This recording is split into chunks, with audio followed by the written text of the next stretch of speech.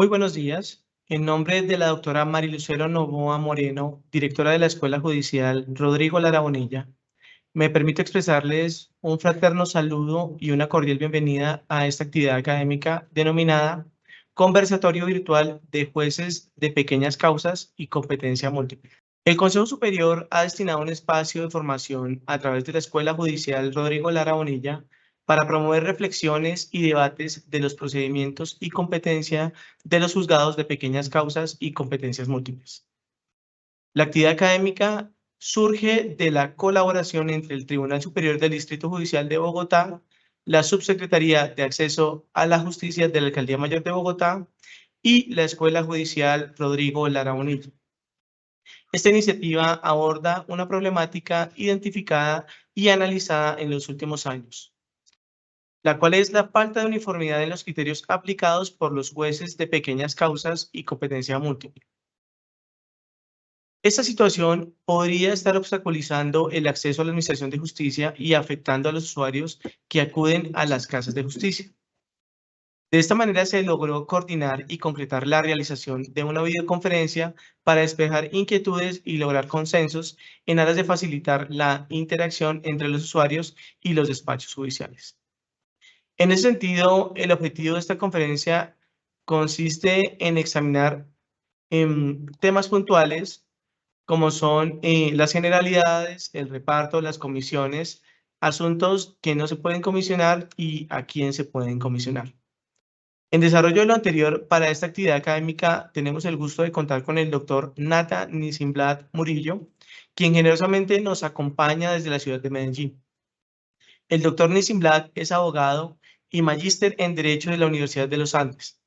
Es especialista en Derecho Probatorio y en Derecho Procesal de la Universidad del Rosario. Cursó el programa de negociación para altos ejecutivos de las universidades de Harvard, Instituto Tecnológico de Massachusetts, MIT, y Tufts. Es conciliador en Derecho, fundador del Centro Colombiano de Derecho Procesal Constitucional, miembro del Instituto Iberoamericano de Derecho Procesal y director académico del Instituto Colombiano de Derecho Procesal.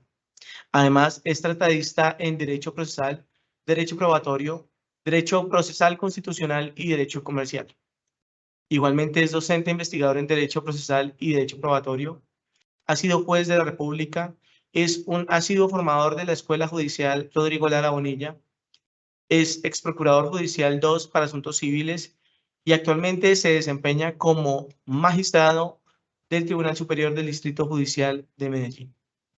Doctor Nathan, es un gusto tenerlo con nosotros. Bienvenido. Tiene usted el uso de la palabra. Muy buenos días, muchas gracias.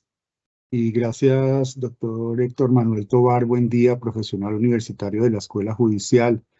También quiero dar un saludo muy especial a la doctora Marilucero Novoa, directora de la Escuela Judicial, y por supuesto a la magistrada presidente Diana Alexandra Remolina Botía. Además a todos los servidores y servidoras judiciales y los que se están conectando a esta conferencia. Es una conferencia muy puntual. De hecho, no es una conferencia, siempre lo he considerado más como una charla entre pares sobre algunos problemas que hemos estado detectando en la jurisdicción. Yo soy magistrado del Tribunal de Medellín, vivo en Medellín. Lo hemos hablado con nuestros colegas de Bogotá. Recientemente tuve una charla muy interesante que precisamente motivó este conversatorio con el magistrado Héctor Enrique Peña Salgado del Consejo Seccional de la Judicatura de Bogotá, quien está sumamente interesado y obviamente preocupado por lo que está sucediendo con las comisiones. Y cuando digo lo que está sucediendo no es en un sentido peyorativo, sino es digamos, en un diálogo más constructivo. Voy a hacerles una recopilación jurisprudencial de pronunciamientos que ha hecho la Corte Suprema de Justicia y recientemente la Corte Constitucional desde que asumió la competencia constitucional para dirimir los conflictos entre jurisdicciones. Eso ocurrió desde el año 2021 cuando tomaron posesión los magistrados de la Comisión Nacional de Disciplina Judicial y con ello desapareció por completo o terminó de desaparecer la competencia de la hoy extinta Sala Jurisdiccional Disciplinaria del Consejo Superior de la Judicatura. Unas breves referencias al Código General del Proceso y a la Ley 2213. Todos sabemos que el Código General del Proceso tiene tres artículos que se ocupan específicamente del tema de las comisiones, que son los artículos 37, 38 y 171. Ahora los voy a mencionar, que es para los asuntos relativos a la posibilidad de comisionar para la práctica de pruebas y diligencias, los asuntos virtuales con el refuerzo del decreto 806 en su momento y ahora de la ley 2213, más pronunciamientos jurisprudenciales, particularmente de la Corte Suprema de Justicia, Sala de Casación Civil, Agraria y Rural, como ya hoy se denomina por disposición constitucional. Adicionalmente, el asunto del reparto, que en algunas ciudades donde existen juzgados de pequeñas causas y competencia múltiple nos han generado algunos inconvenientes, y por supuesto el régimen de competencias. Yo tengo, ustedes se van a dar cuenta que voy a hacer unas referencias jurisprudenciales. Con mucho gusto, al finalizar, yo a través de la Escuela Judicial les voy a compartir un cuadrito que yo elaboré con un cierto orden cronológico. No lo exhibo en pantalla porque no es una presentación de PowerPoint, es más un cuadro sistematizado con unos pequeños resúmenes que yo elaboré y que he venido elaborando sobre el tema para poderme guiar en mi gestión judicial diaria. Entonces voy a comenzar. Lo primero es saber que los juzgados de pequeñas causas tienen creación legal, reglamentaria, y su competencia corresponde al Consejo Superior de la Judicatura, dependiendo de cada distrito judicial. Su organización territorial está vinculada a la necesidad de justicia que se tenga en cada uno de los distritos, por lo que es sumamente importante asumir las discusiones a nivel administrativo de cuáles van a ser esas competencias territoriales, porque a diferencia de lo que sucede con los juzgados municipales, que tienen competencias en todo un distrito, los juzgados de pequeñas causas tienen una circunscripción un poco más pequeña, un poco más específica. Entonces, voy a hacer un recorrido muy breve de lo que han sido las decisiones jurisprudenciales en torno a ese régimen de competencias. Luego voy a hacer alusión a un tema de reparto, que no es lo mismo, que ha generado algunos conflictos que han sido dirimidos por los distintos tribunales en algunos casos, pero yo me voy a referir a decisiones de la Corte Suprema de Justicia específicamente, no voy a referirme a decisiones de tribunales, porque siendo yo magistrado de tribunal debo asumir con responsabilidad la circunstancia de que nuestras decisiones de tribunales no son decisiones que representan una línea jurisprudencial, hasta tanto el tribunal la ha unificado en su sala plena especializada, como lo dice el artículo 35 del Código General del Proceso. Luego es mejor referirnos a una corte de cierre, como es en este momento la Suprema de Justicia, la Sala de Casación Civil, Agraria y Rural o la Corte Constitucional. Voy a comenzar con una línea que data del año 2018 y el primer tema que voy a tocar es el tema de competencias, asuntos de competencias. En materia de competencias, en la Sala de Casación Civil y Agraria se han resuelto varios asuntos por vía de autos que resuelven conflictos. El primero de ellos que voy a mencionar fue el auto 2294 del año 2018. Ustedes quieren tomar nota, lo pueden hacer, si no, con mucho gusto yo voy a compartir estos números, estas referencias. En el auto 2294, la Corte Suprema de Justicia determinó que al hacer la revisión sobre la competencia para conocer de un caso, los jueces deben analizar aspectos objetivos y subjetivos que sean relevantes.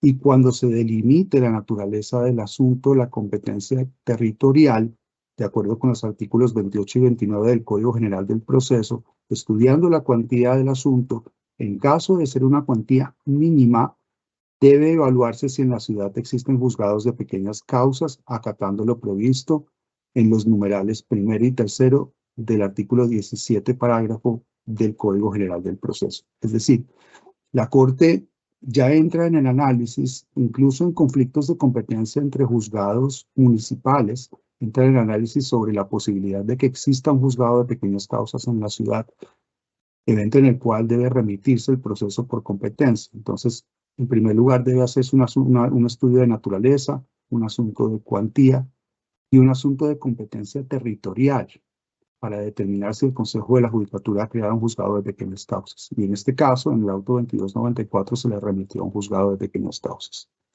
El siguiente caso es un auto civil, el número 3667, ya en el año 2020. Se ratifica la misma postura.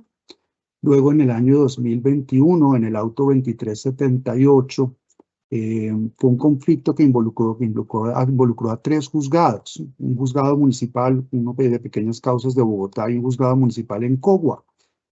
En aquel caso se dijo que por la naturaleza del asunto, la calidad del demandante y la cuantía debería remitirse el proceso al juzgado de pequeñas causas de Bogotá, aplicando el artículo 17, parágrafo.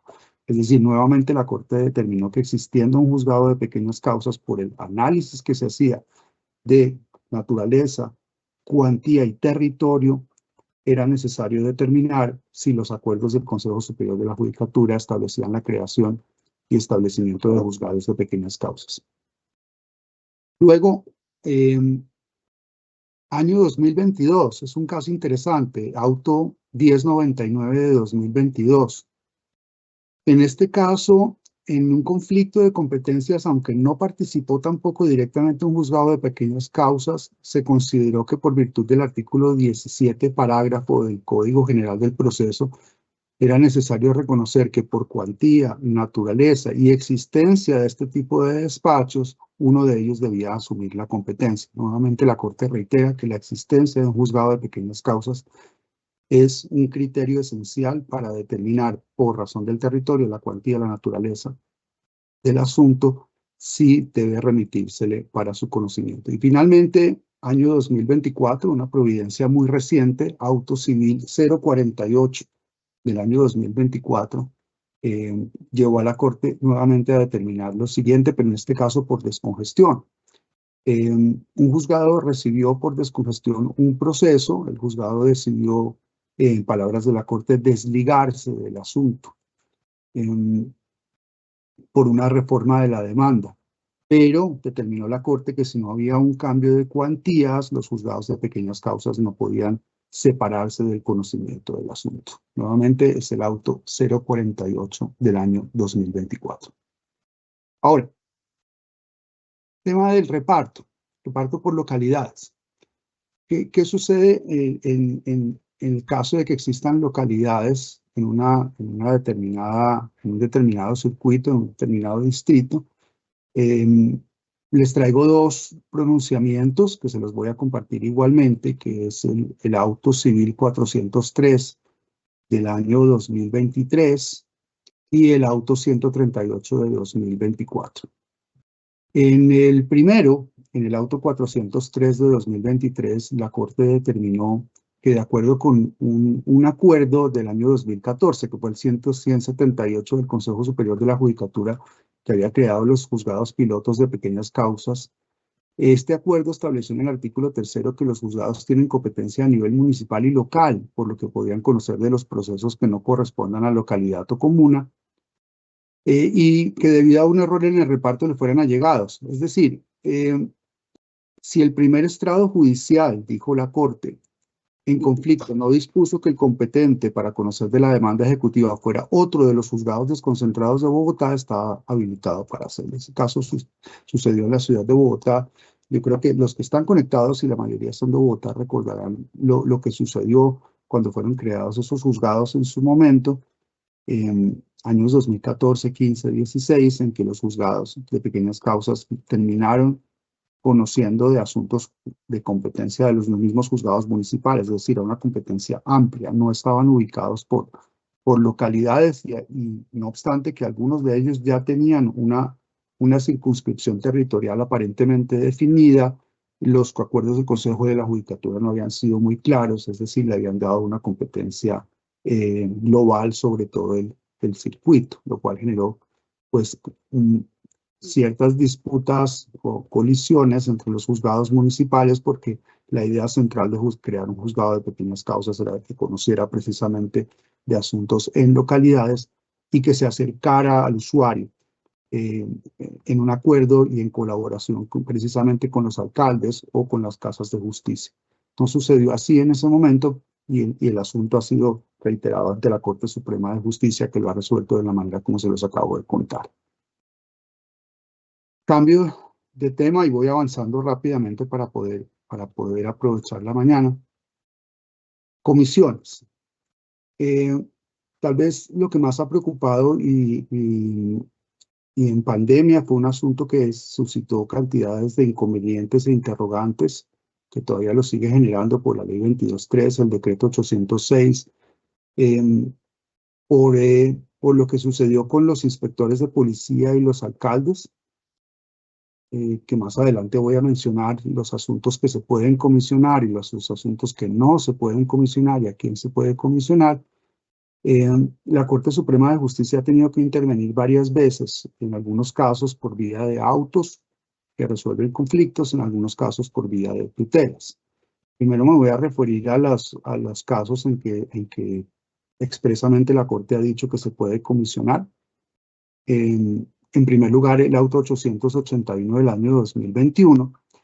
En ese momento, la Corte dijo que cuando por una situación especial un juez no tiene su sede en el mismo municipio en que se ubica un predio y debe hacer inspección forzosa del inmueble, como en el caso del deslinde de amojonamiento, debe aplicar lo previsto en el inciso 37, inciso 2 del Código General del Proceso y el artículo 2 del decreto 806. Recordemos que para 2021 todavía regía el decreto 806. Y puede solicitar apoyo de otro servidor y hacer la diligencia por videoconferencia, teleconferencia o cualquier otro medio idóneo de comunicación simultáneo. Esto fue, a juicio de muchos de nosotros, una sentencia hito en materia de justicia digital, porque al igual que lo hemos estudiado hoy con la ley 22.13, la Corte estimó que era posible acudir a la regla del artículo 171, que es la misma del 37, que nos dice a nosotros que los jueces no deberían desprenderse del control de las pruebas, a eso lo llamamos regla o principio de inmediación, cuando existan posibilidades de realizar teleconferencias, videoconferencias o utilizar cualquier medio de comunicación siempre y cuando sea simultáneo. Son, digamos, expresiones legales que no han tenido del todo desarrollo en reglamentos o en la jurisprudencia, pero que sí nosotros podemos dilucidar por vía de los acuerdos del Consejo de la Judicatura qué es lo que significa.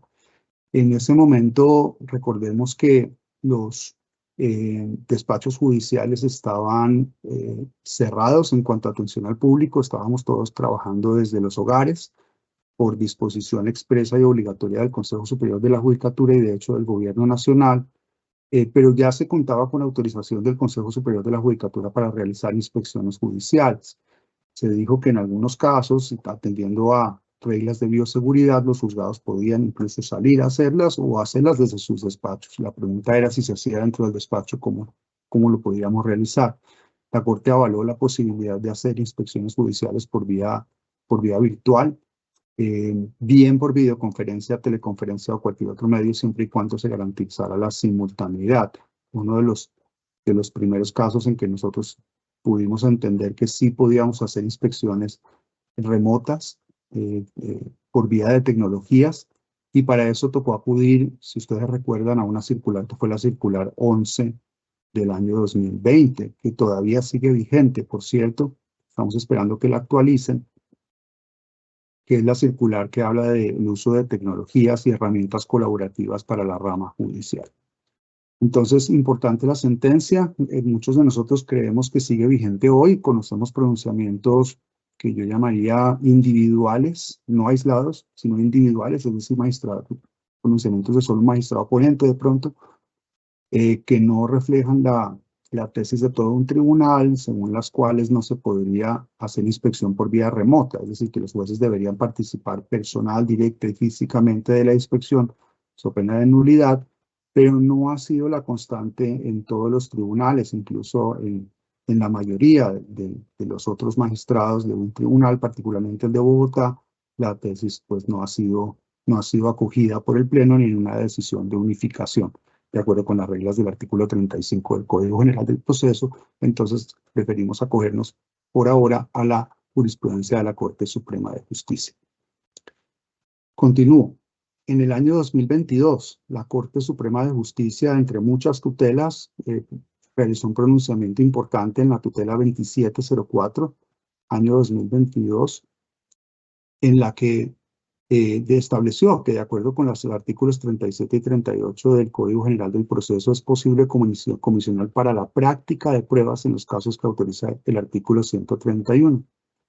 Y para otras diligencias que deban surtirse fuera de la sede del juez de conocimiento, además del secuestro y la entrega de bienes. Esta sentencia es coincidente con un caso anterior, radicado 1281, en que la Corte explicó en detalle las razones que justifican la comisión para la práctica de pruebas. Resumidos, de una manera resumida, eso está dicho en el artículo 37 y dicho en el artículo 31, el 171 del Código General del Proceso, que por cierto desarrollan regla de inmediación. Es decir, el juez en principio debe practicar por sí mismo las pruebas y las audiencias. Eso está también en el artículo 3 del Código General del Proceso. Y el 37, particularmente el 171, le indican al juez que si no tiene tecnologías, podría eventualmente desprenderse por completo de la práctica de una prueba. Eso significa que perdería el control de la prueba momentáneamente mientras el juez comisionado la realiza, pero que de preferencia, dicen esos artículos, nuevamente 37 y 171, si existen tecnologías, esto no fue con la pandemia, esto fue desde 2012 que se expidió el Código General del Proceso, pues la comisión debería consistir en una solicitud de colaboración para que a través de cualquiera de estas posibilidades, es decir, teleconferencia, videoconferencia o cualquier otro medio de comunicación, siempre y cuando sea simultáneo. Un comentario que es mío, no es de la sentencia directamente, y es que las herramientas que nos facilita el Consejo Superior de la Judicatura, incluyendo esta que estamos utilizando, que es una herramienta oficial, porque así lo menciona la circular 14, para actuaciones que no surtan efectos procesales, utilizo las palabras que utiliza el mismo Consejo Superior en la circular 11, para actuaciones no procesales utilizamos Teams, para actuaciones procesales utilizamos LifeSize. En este momento están haciendo pruebas. Yo he participado de varias sesiones para ver si se incorpora la herramienta Zoom o la herramienta Webex, pero la oficial es Teams, y LifeSize para herramientas, como una herramienta para audiencias procesales. Es importante saber que cuando luego se expidió el decreto 806 y se refrendó con la ley 2213, en ese momento el presidente de la República y luego el Congreso de la República acordaron y autorizaron que las audiencias podían ser telefónicas o virtuales. Importante ese dato porque no se necesita el uso exclusivo de un sistema de videoconferencia. Ustedes pueden leer directamente, si ahorita tienen acceso a un código, básicamente al artículo 37 y al 171, y eso se combina con el artículo 103, pues las audiencias no necesitan que sean exclusivamente por videoconferencia. Por supuesto, en una inspección judicial va a ser importante que se utilice la cámara. Los jueces van a tener que ver, van a tener que percibir por no solamente vista, oído, lo que es materia de prueba. El medio de prueba exige que se utilicen otros sentidos distintos al oído, que es el que utilizamos naturalmente en las audiencias que no requieren vista. Luego el juez deberá determinar exactamente cuál es la tecnología que va a utilizar, pero tenemos que acordarnos que también en la misma circular 11, el Consejo de la Judicatura determinó que cuando los jueces no tuvieran acceso a Teams o a LifeSize, podían utilizar cualquier otro sistema, siempre y cuando se hicieran responsables. Y luego el artículo 7 de la ley 2213, que es el mismo artículo 7 del decreto 806, autorizó a los jueces para recibir ayuda de las partes, quienes pueden prestar su colaboración para herramientas tecnológicas. Todo esto es bueno decirlo, porque en el asunto de las comisiones pues hemos tenido problemas. Es decir, no se trata de desprendernos completamente de la práctica de pruebas o de la práctica de diligencias o como un deslinde de amojonamiento o donde hay inspección judicial obligatoria, como por ejemplo en pertenencia, sino que debemos verificar primero si el juez comisionado tiene la tecnología para que los jueces no se desprendan. Dijo la Corte adicionalmente que el comitente siempre debe verificar que el juez comisionado realice la comisión y el encargo bajo los lineamientos legales. Es decir, que el juez comitente, como decimos, no se desprenda nunca del control de la actuación e incluso pueda sancionarlo o decretar la nulidad de la actuación. Esa tesis se ratificó, venía de ser ratificada de unas sentencias del año 2020 y 2019, que son las sentencias 15366 y 576. Años antes, la Corte se había pronunciado sobre algunos otros puntos que me parece importante tocarlos. Por ejemplo, para diligencias de entrega por causa de un remate.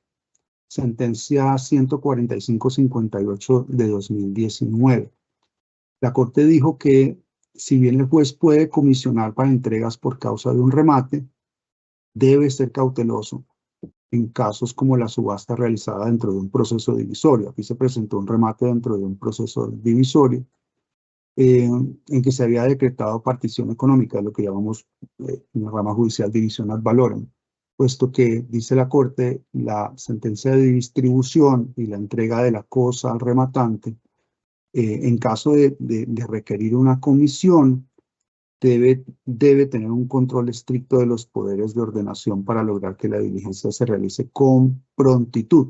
Y en caso de que no se pueda hacer, debería hacerse directamente por el juez comitente. Es decir, la Corte dice y hace una advertencia permanente en sus sentencias para que el juez comitente, el juez que realiza la comisión, que encarga a otro, no se desprenda completamente del control de su proceso. Es decir, que lo esté controlando, que perciba lo que está haciendo su juez par para que la comisión se logre de manera exitosa. Y bueno, recordar un asuntico que tiene que ver con las conciliaciones para la restitución de inmueble.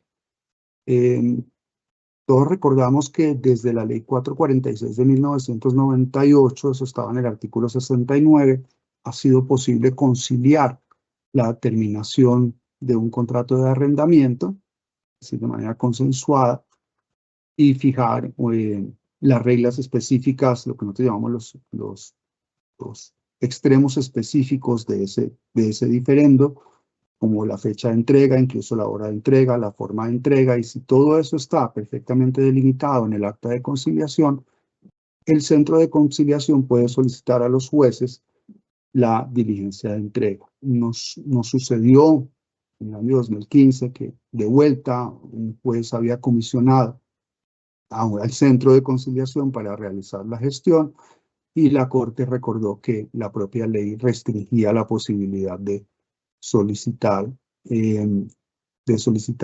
a los jueces que estos a su vez comisionaran a los centros de conciliación para realizar las diligencias de entrega. Esa norma, pues hay que recordar, está derogada hoy en día, el artículo 69 de la ley 446, pero se reincorporó en el artículo 44 de la ley 2220 de 2022, que es el nuevo estatuto de conciliación, que yo conozca, no quiero decir que no lo haya, es que yo conozca hasta la fecha, no existe un pronunciamiento de fondo de unificación sobre ese artículo 144 de la ley 2220 que permite la solicitud de entrega en caso de acuerdo conciliatorio, pero podría de alguna manera avanzar en la réplica que haría la Corte, porque pues la norma termina siendo básicamente la misma. Bien. Asuntos que se pueden comisionar. En el año 2019, la Corte, en la sentencia 4593, estableció unos parámetros para límites de las comisiones, todo con base en lo que hemos venido contando hasta ahora. La Corte ha sido muy enfática en que hay que respetar inmediación, en que hay que respetar la competencia originaria del juez, y por eso la Corte dijo que estaba prohibido comisionar para inspecciones judiciales dentro de la misma sede. Es decir, dentro del mismo territorio no se puede comisionar. Y si hay alguna situación que dificulte hacer una prueba, el juez debe tener en cuenta que el Código General del Proceso ha innovado en materia probatoria y permitiendo incluso uso de herramientas tecnológicas.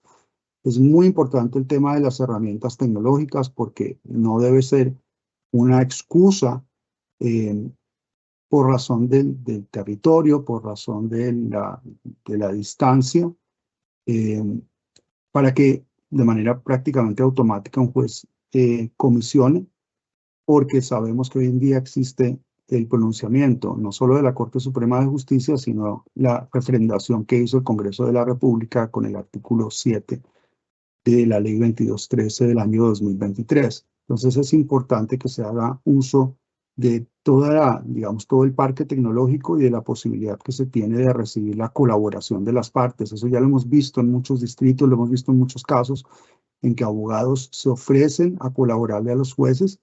El ejemplo que quiero traer a colación es en las pertenencias. Es muy común que los demandantes le ofrezcan al juez toda su colaboración tecnológica. Hoy en día tenemos teléfonos celulares con cámaras muy potentes, tenemos buenas conexiones a Internet, tenemos tecnología 4G que nos permite a nosotros buena conectividad, es decir, buena velocidad que nos permite transmisión de datos. El usuario se puede conectar perfectamente a la transmisión de live size que tiene el juez incluso desde su juzgado o los que están en teletrabajo desde sus casas.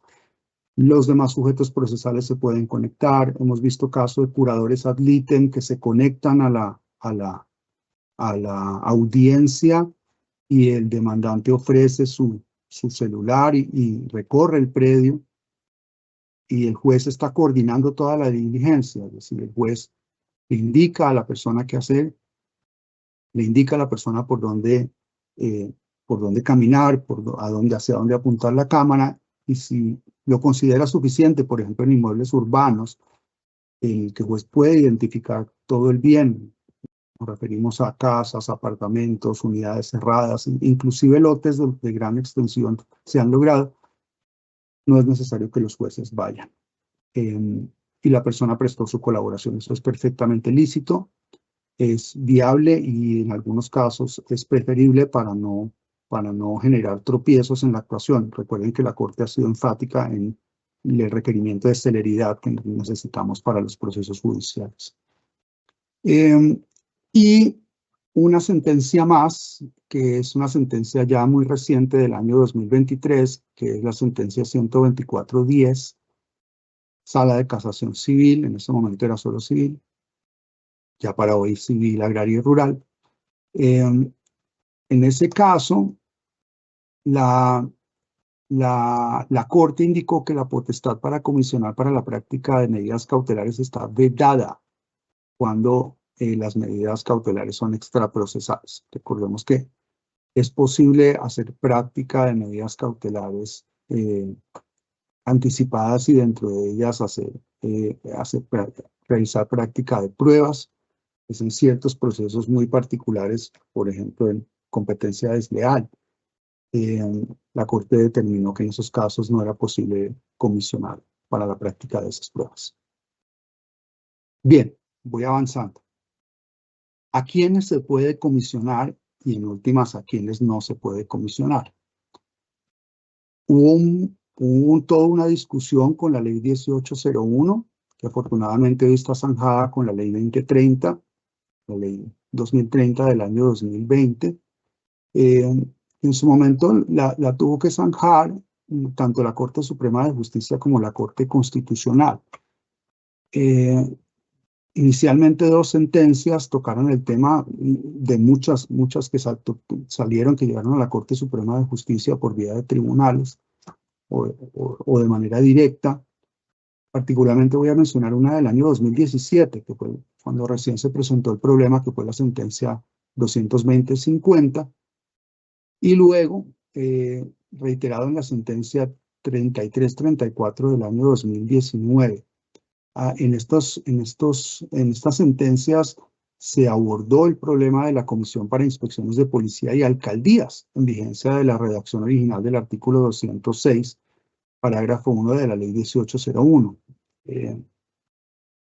Y en ese momento, el problema pues era que los inspectores de policía pues habían de alguna manera gestionado por vía del estatuto de policía que perdieran competencia. La Corte solucionó la disputa indicando que sí existía efectivamente una contradicción entre una norma anterior y el artículo 35 del Código General del Proceso. Artículo 38, perdón, del Código General del Proceso, y finalmente se decidió por el artículo 38, es decir, se decidió por la especialidad del Código General del Proceso, pero el problema continuó. Recordemos también que la Corte Constitucional recibió una demanda de inconstitucionalidad precisamente contra ese artículo 206 de la Ley 1801 del año 2016, y la Corte Constitucional determinó que esa ley se había referido exclusivamente a inspectores de policía. Con esta interpretación, el Consejo Superior de la Judicatura expidió una circular, todos la recordamos que fue la circular 17 del año 2017, perdón, la circular número 101, en la cual se aclaró un punto y era que las comisiones no se le hacían exclusivamente a los inspectores de policía, sino que se le podían hacer a otras autoridades que tenían funciones de policía.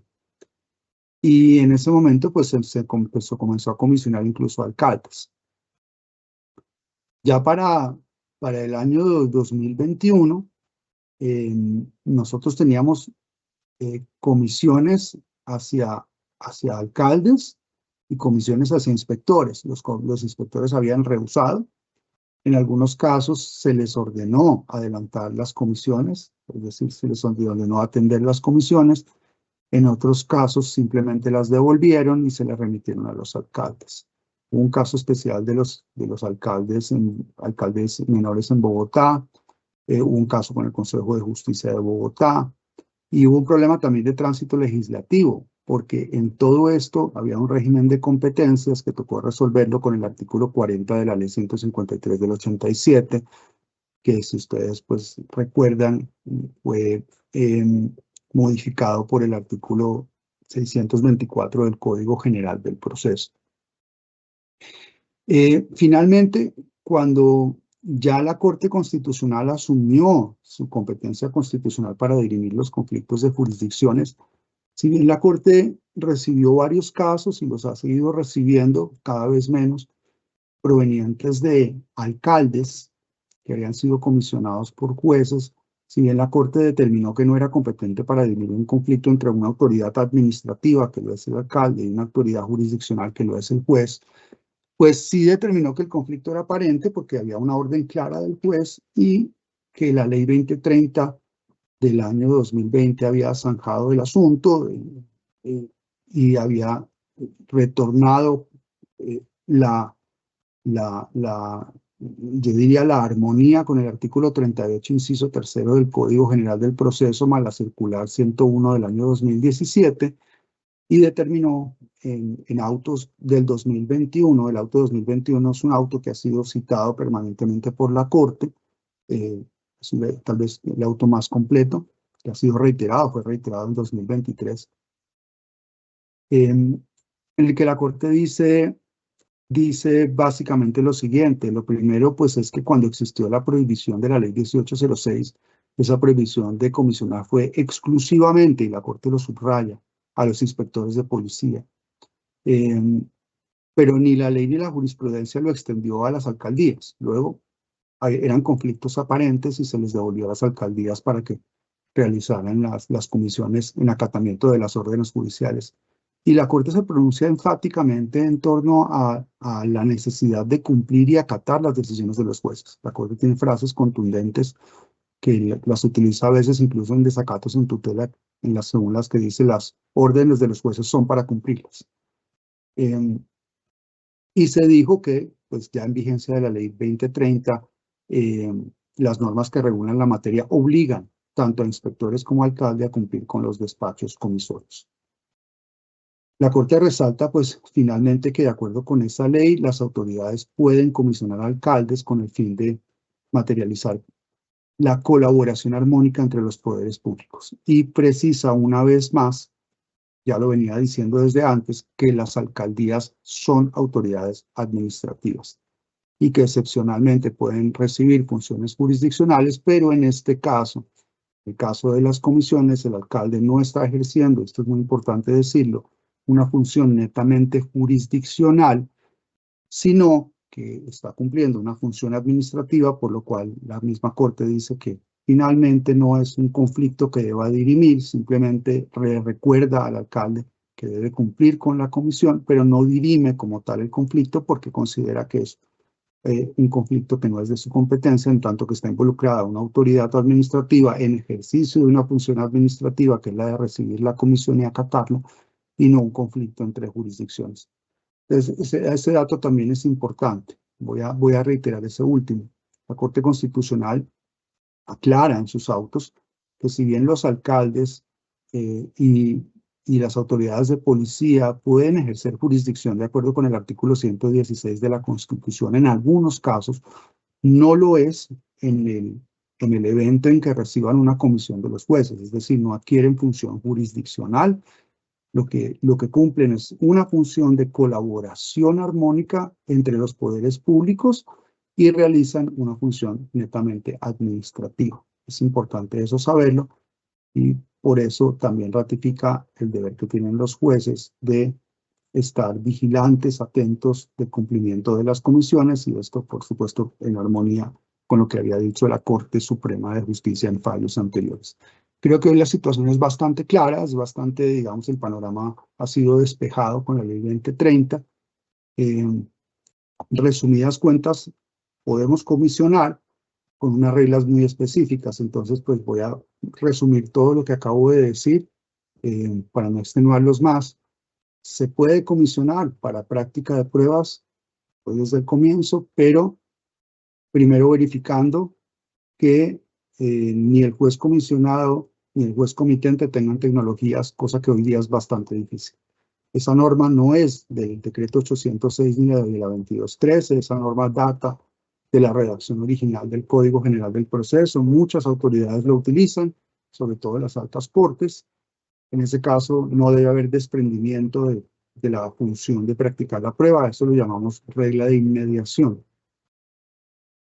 Repito, no se puede comisionar cuando estemos dentro de la misma sede, no podemos comisionar para la práctica de medidas cautelares cuando estas son extraprocesales. Y repetimos, no se puede comisionar para la entrega de bien cuando se trata de terminación de contrato de arrendamiento en quien lo solicita lo ha logrado por vía de una conciliación, es decir, no se puede solicitar que se le comisione al centro de conciliación. Aquí podríamos inclusive agregar a los jueces de paz. Se han presentado casos también en que los jueces de paz han terminado haciendo diligencias de entrega. No es del tema de esta charla, me salgo un poquitico, pero es bueno tocarlo. Los jueces de paz finalmente por vía de tutelas fueron de alguna manera habilitados para realizar sus propias entregas. La Corte Constitucional en algunos casos lo avaló, en otras no, pero es un tema parecido, entonces pues en principio no se podría hacer de esa manera tampoco.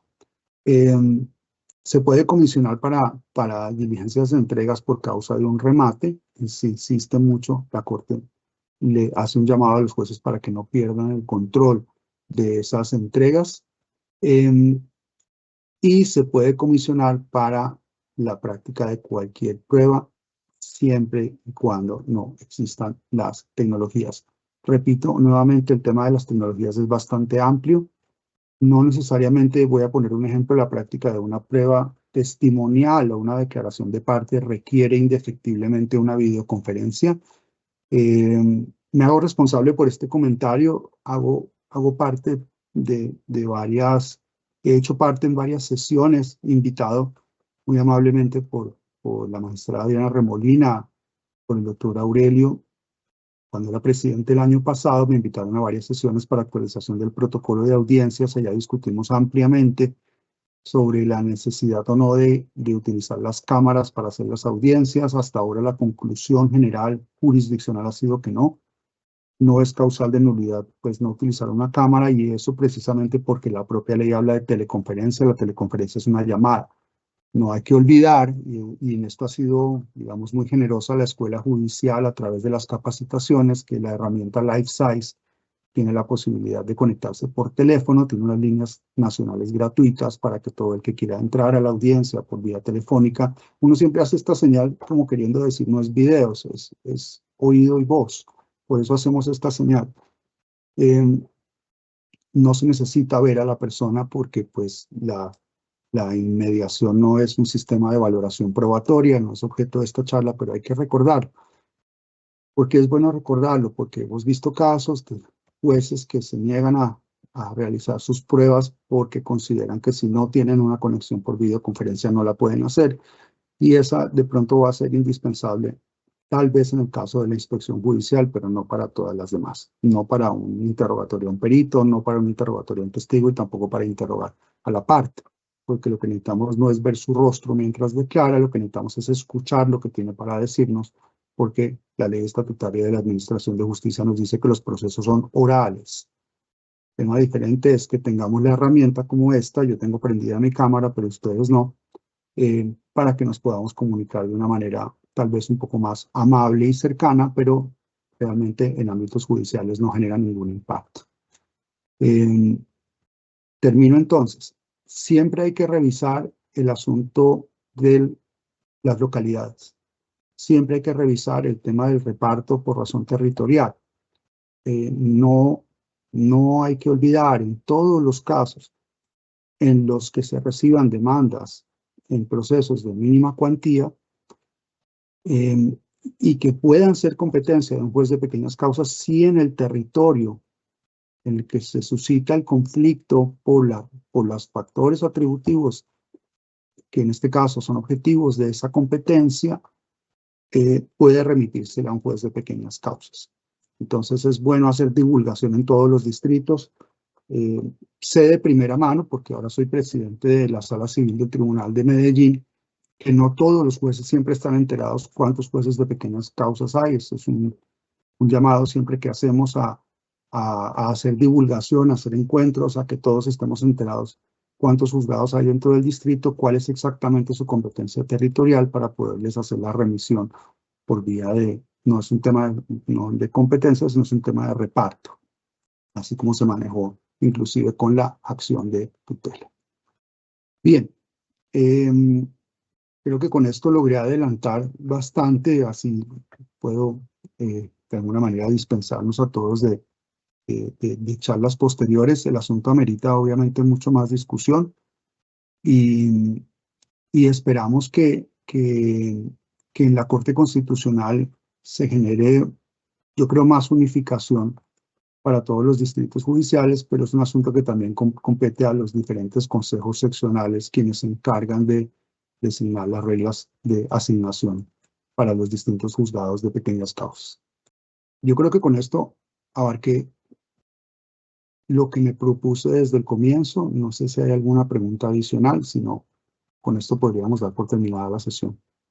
Nuestro agradecimiento especial al doctor Nathan Nisimblad Murillo por su generosidad desde su amplia trayectoria profesional y académica, que nos ha ilustrado acerca de las demandas de mínima cuantía, la competencia, las generalidades, el reparto, las comisiones, asuntos que no se pueden comisionar. Gracias a los servidores y servidoras judiciales y a todas las personas que actúan en el sector justicia que se conectaron a este conversatorio virtual. Muchas gracias. Muchísimas gracias. Buen día.